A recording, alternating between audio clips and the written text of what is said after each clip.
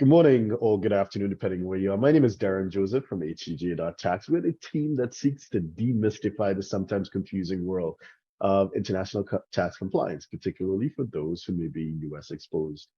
Have a look at our website. We have over 2,000 articles on our YouTube channel. We have over 1,000 videos that speak to different aspects of international tax for those of you who live that international lifestyle. Today, we're joined by the one and only international tax badass, Mr. Jimmy Sexton, who is based in Dubai. Jimmy, how are you today? I'm good. I'm good. I have Okay. my LLM, but I'm an international tax advisor. Gotcha. Thank you very much. What type of entrepreneur or potential business owner or existing business owner you think is best fitted to the United States that could really benefit from, if not moving to the US, but incorporating the US into their own international perspective as well? Well, I mean, I think there's a couple different categories. I mean, one is if you have a business, outside of the United States. I mean, the U.S. is a market that should not be ignored, right? I mean, it's 300 and some odd million people. It's a huge market, and you just can't ignore it. I also think, for a lot of foreigners, and I mean, this is something that I come across in my business quite a lot, is you have people starting new businesses where they're looking to a future exit, right? They want to build it up, they want to scale it, and then they want to sell it. Well, there's no easier place than the United States to raise capital. And if you're looking for an exit, the U.S. is probably going to be the easiest place to do that. And usually, if you're looking for, if you're looking down the road to potentially get acquired by a U.S. company, which is, fairly likely the case, U.S. companies like to buy other U.S. companies, right? Because they understand the regulatory framework, they understand the laws, they're comfortable with the judicial system. And so I think for anybody in business, the U.S. shouldn't be ignored. I think there's also another probably less known category of non-resident alien where the U.S. becomes very attractive. And that is, there's also a lot of non-U.S. digital nomads, right? And they would like to do business through some type of an entity. And so typically that has been done through some sort of an offshore entity, right? In a no tax jurisdiction.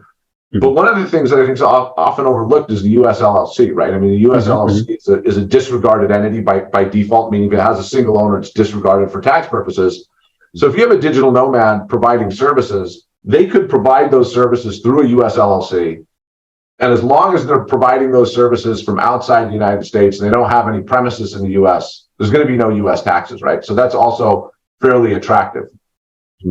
Yeah. And of course, that gives you access to US banking, potentially payment platforms, feel more comfortable with a US entity as opposed to a foreign one. And from 100%. A marketing point of view, potential clients, if they see that, your business is US, they feel a bit more comfortable. Yeah. So it gives you a lot of legitimacy compared to other jurisdictions, right? I mean, everybody internationally feels pretty comfortable doing business with a US entity. And like you said, banking's become such an issue over the past several years. The being able to access banking in the U.S., I think, is a huge advantage. I mean, opening bank accounts in the U.S. is probably easier than anywhere else in the world. And you mentioned in some of your initial thoughts, the U.S. participation exemption. Do you want to say a few words on that? Yeah, so I think, one of the things that was really interesting with the United States is the U.S. used to have a tax regime before the Tax Cuts and Jobs Act in 2017, where if you had a U.S. company that received dividends from a foreign subsidiary, those dividends were fully taxed in the United States, right? Which was one of the big reasons why so many of the large companies, I mean, Apple was really famous for it, so was Amazon, for keeping all of these profits outside of the United States and not paying taxes on them, or paying very low taxes on them. Well, one of the things that shifted with the Tax Cuts and Jobs Act is that the U.S. implemented what's known as a participation exemption regime.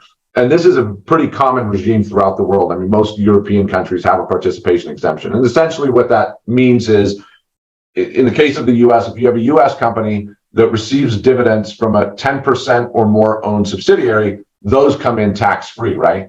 And so a lot of times when you looked at international groups that were considering a location for a holding company, the U.S. was out, right? Because those dividends that were coming into the holding company would be taxed.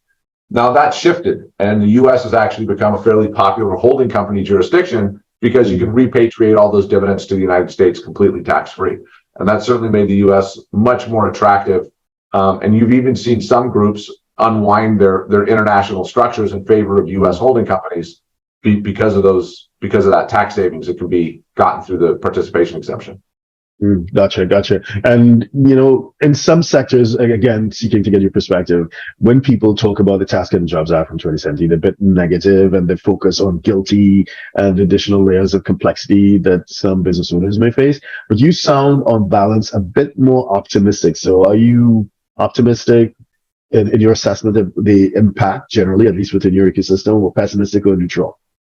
No, I mean, look, I think it depends, but I guess I would be more optimistic, right? I mean, yes, you do have guilty, which has created a lot of complexity, and it has created an additional layer of tax for people that may have been conducting business through companies in zero tax jurisdictions.